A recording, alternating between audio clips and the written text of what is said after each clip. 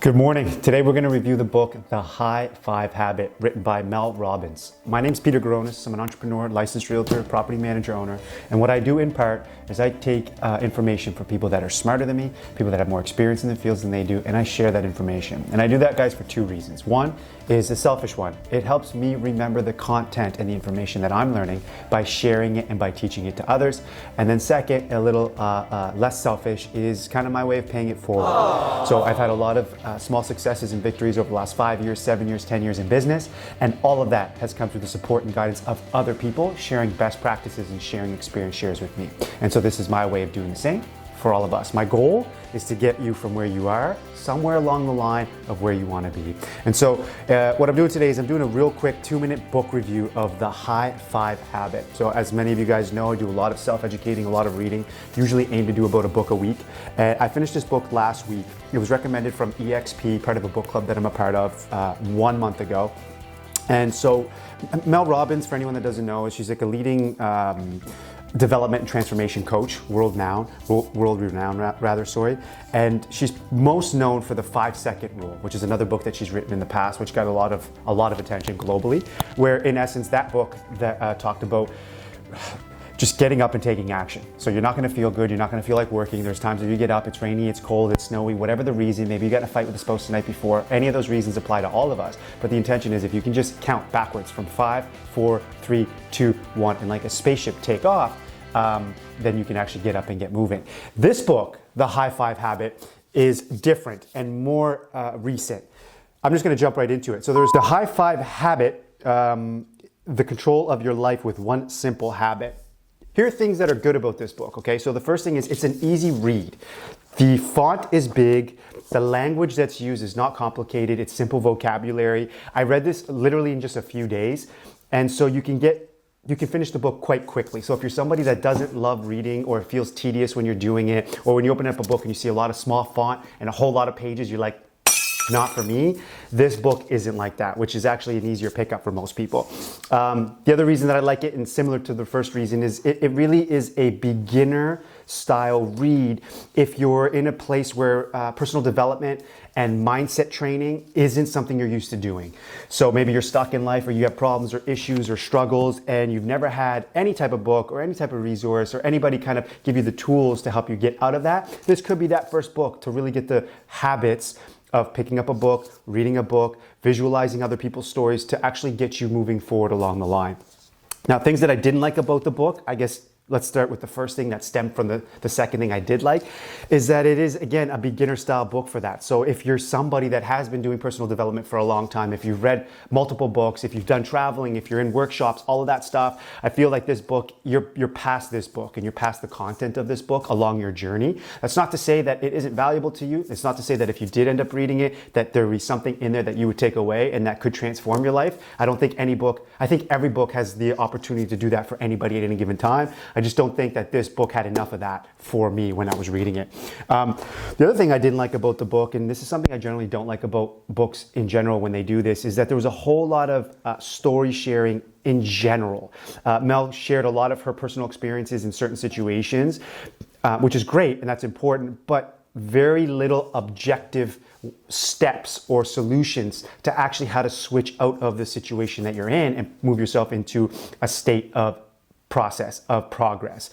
So another way of saying that is now that I'm done reading the book, I actually can't come back to you guys and say, these are 5 specific things that Mel said we could do that helps us get to where we want to be, or these were 3 ideas or notions that might help us understand why we do the sort of things that we do, so on and so forth. It was a lot of story sharing. So as I was reading it, it invoked a bit of emotion. Now that I'm done, I'm probably just going to shelf it and really not open up this book again. The second last thing that I didn't like about it is it sort of felt like, it felt like a follow-up book to keep the attention on Mel. So it didn't feel like it was something that was written with a lot of passion and a lot of experience per se, in the sense of importance to Mel. I have no objective reasons to say that. This is the feeling that I got when I was reading it. Basically, it felt like I did really, really well on the 5-second rule. I've got a lot of media attention. I'm on podcasts. I'm doing everything that everybody wants to do. These are great things for someone to experience and move forward and progress. I don't want to lose this attention. Let's throw a book in the mix again while we still have this momentum. And as we know, money follows attention, and so if you don't lose attention, you won't lose that money stream. And it just kind of felt like that's what this book was, and maybe felt that way because I just didn't connect with it so much.